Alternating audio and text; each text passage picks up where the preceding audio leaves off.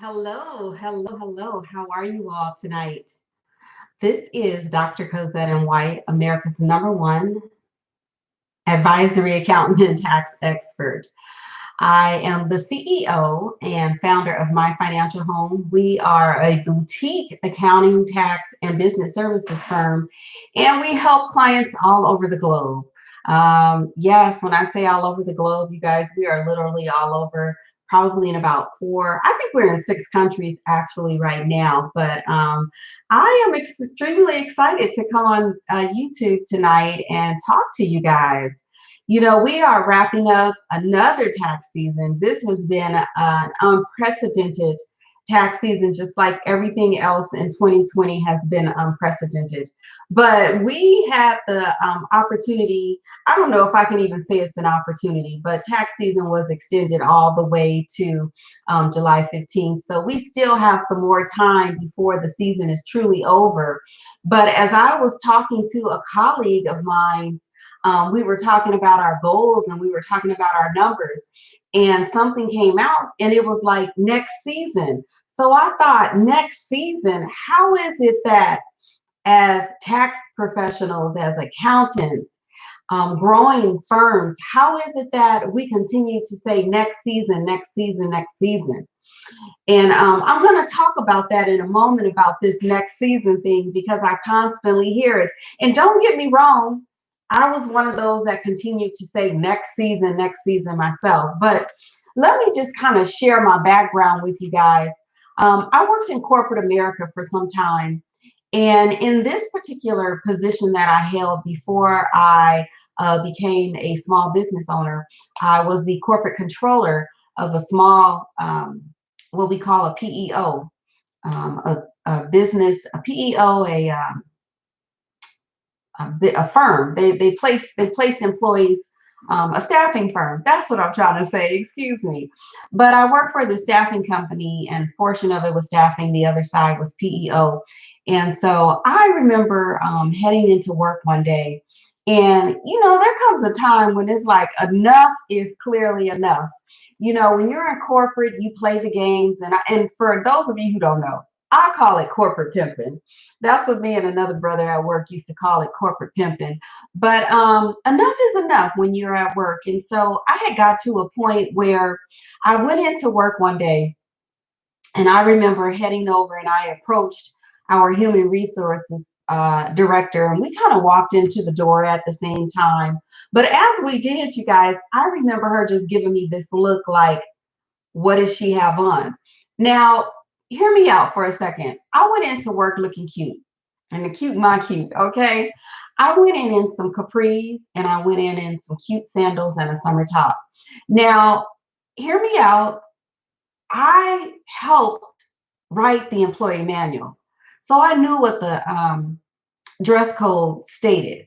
I knew Monday through Thursday we were supposed to be in business attire, and I knew that on Friday was casual Friday. But I wanted my casual Friday on Wednesday. So when we got to the coffee machine, she looked at me and said, Cosette, you're dressed casual today. And so it was just one of those days, you guys, just one of those days where I was like not in the mood to hear anything about casual Wednesday. So what I did was I said to her, yeah, I realize it's not casual Friday. And yes, I know because I wrote the policy. So it was at that point, you guys, where I was just like, enough is enough. I have had enough of this. The week before, we had the IRS in the office, and they were auditing us for some things that were going on with the organization. And I had just had it up to here. I was like, you know what? I'm tired of this. So it was at that moment, which was my breaking point, where I was like, I am not going back in. I had already resigned. I had already resigned, and they asked me to come back and stay on and get them through some things. But I was like, I'm fed up. I'm tired. I don't have time for this. So I did not show back up to work the next day. Yes, I know that was not the right thing to do, but I didn't show back up to work. And so my thing was, you know what? Just let them fire me. Just let them fire me. So lo and behold, they never fired me. They just let me go. They just said, don't show back up if you're not coming back to help us. But I say all this to say is that I say all this to say that in tax season, I constantly hear people say enough is enough, but they don't do anything about that enough is enough. You see, when I left that job, when I walked away from that job, when I was making over 100,000, I thought, ooh, when I jump into my business, the first year that I go solo, the first year that I'm out here on my own, I'm gonna make that same income that I was making in corporate America. But woo, I was in for a shocker. When you are on your own, you have to be strategic, you have to have plans, you have to have things in place. Well, the next season came, and guess what? I said, I didn't do it this year, but next year I'm definitely going to reach that 100,000 mark and exceed it. I have to make what I was making in corporate America. Well, guess what? Season two came, and I was like, gosh, next season, I'm going to raise my prices. Next season, I'm going to do some marketing. Next season, I'm going to hire some people. Guess what? Next season came, I tried to raise my prices, and guess what? I lost clients. And at that point, I was like, I can't afford to lose clients. So I had to do some realigning, some shifting, and thinking about how I was going to make this happen. So let me tell you guys next. Year four came around, and I said, this is it. This is the year that I am definitely going to do it. I'm going to raise my prices just enough so that I can scale my business. I'm going to do some marketing. I'm going to go out and be on some radio shows. I'm going to go out and do um, put door flyers on the doors at homes and things like that. Now, I didn't do it, but I hired my kids to do it and their friends. But guess what? It just did not work, you guys. It just did not work. So all of a sudden, just a light bulb went off. It was a bingo moment. And that bingo moment told me, Cosette, you have been doing this over and over and over again. This is year number 4, and you continue to say, next season, next season. Well, guess what? You cannot go into season number 5 saying next season because you just may fail. And I couldn't do it again, you guys. I couldn't go into season number 5 saying next season I'm going to do this.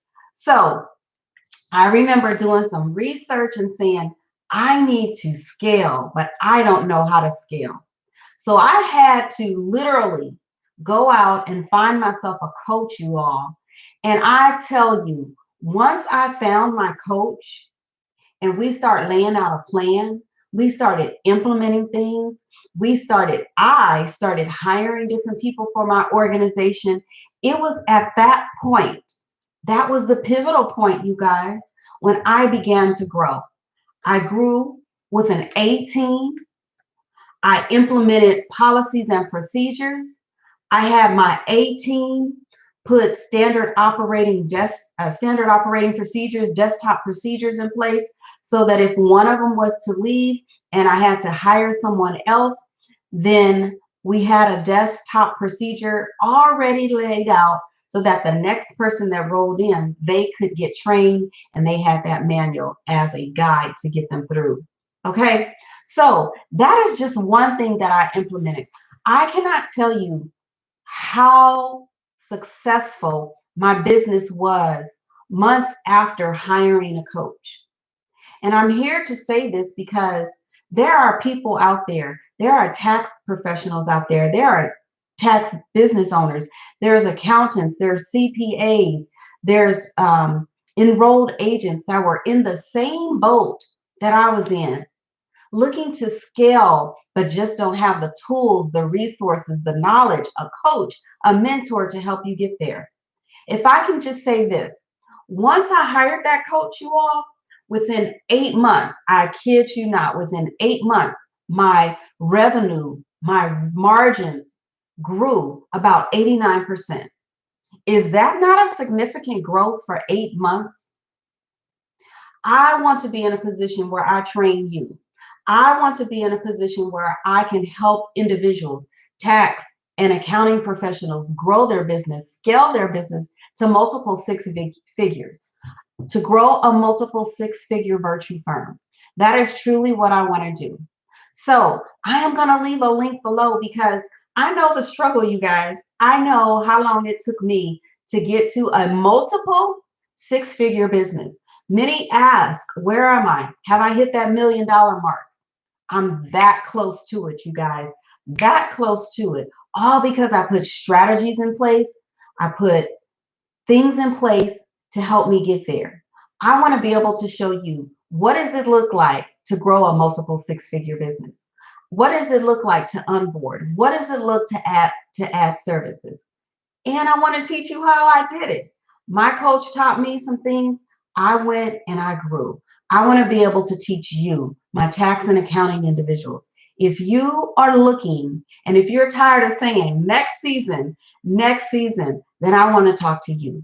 All you need to do is click on the link below and schedule a strategy session so that we can lay out a plan and I can talk to you about my 12-week program, Tax and Accounting Institute, designed to help tax professionals, accounting professionals grow to a multiple six-figure virtue firm, you all.